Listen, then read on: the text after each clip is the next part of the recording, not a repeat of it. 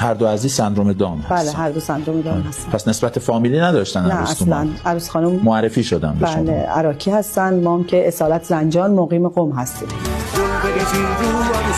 بعد بچه‌ها قراره با هم زندگی کنن چجوریه؟ نه دیگه بچه‌ها انشالله با هم هستن ولی تحت حمایه مادرم، خونه مادرم زندگی میکنن. امید چقدر خوشحالی. خیلی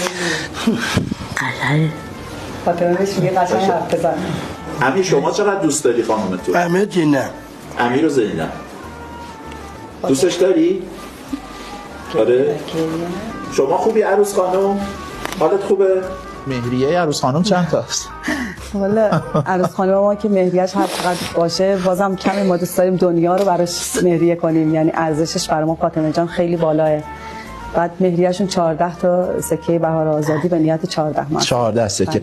بررسی‌های پزشکی انجام شد قبل این ازدواج، حالا اون بله. موارد مشاوره‌ای که باید انجام شه و اینها توضیح میدید راجبش؟ بله یه بحث بچه دار شدنشون بود که خیلی برامون مثلا مهم بود که ببینیم چیه. گفتن وقتی بررسی پزشکی انجام دادن گفتن که بچه‌ها یعنی اینکه اصلا امکان بچه دار شدنشون وجود نداره.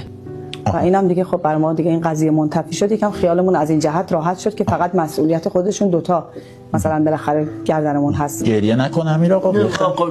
آقا جون الان حالش خوبه شما ازدواج کردی؟